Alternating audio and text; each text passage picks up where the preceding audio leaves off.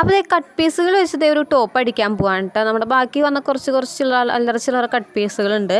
അപ്പോൾ അത് വെച്ചിട്ട് ഒരു ടോപ്പ് ആക്കാനുള്ള പുറപ്പാടിലാണേ.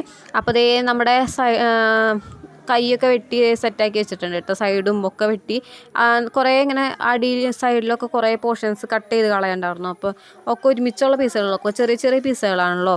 അപ്പോൾ അതൊക്കെ നമ്മൾ ഒരുമിച്ച് വെട്ടി ഒക്കെ നമുക്ക് എടുക്കാൻ പറ്റാവുന്ന പീസുകൾ നമ്മൾ എടുത്തു. ബാക്കിയുള്ള പീസുകളൊക്കെ മറ്റേ ക്രോസ് പീസുകളായിട്ട് കട്ട് ചെയ്ത് നമ്മൾ ചേർക്കാട്ട ചെയ്തത്.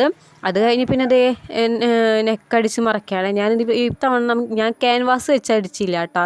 ഞാൻ ലൈനിങ്ങിലാണ് നെക്ക് വെട്ടിയത്. ലൈനിങ്ങിൽ നെക്ക് വെട്ടിയിട്ട് അത് നല്ല തുണിയിൽ വെച്ച് മറിച്ചടിക്കുകയാണ് കേട്ടോ ചെയ്തത്. സമയം ലാഭിക്കാമല്ലോ എന്ന് വെച്ചിട്ടാണ് ഞാൻ അങ്ങനെ ചെയ്തത് കേട്ടോ. അപ്പോൾ അത്യാവശ്യം വൃത്തിയിൽ നിൽക്കാവുന്ന ഡിസൈൻ അല്ലാത്ത നെക്കായിട്ട് കൊടുത്തു കേട്ടോ. ഈ ഡിസൈനൊക്കെ വരുമ്പോഴാണോ ഇപ്പോൾ ക്യാൻവാസ് ഉപയോഗിക്കുന്നത്. അപ്പോൾ തന്നെ ഞാൻ ക്യാൻവാസ് യൂസ് ചെയ്യാണ്ട് തന്നെ നമുക്ക് നല്ലൊരു നെക്ക് തന്നെ കിട്ടിയിട്ടുണ്ട് കേട്ടോ. ഞാനൊരു ആലില നെക്കാണ് കൊടുത്തേക്കണത് കേട്ടോ. അപ്പോൾ ദേ നമ്മുടെ ലോട്ടസിൻ്റെ ടോപ്പ് ദേ ഇവിടെ റെഡി ആയിട്ടുണ്ട് കേട്ടോ.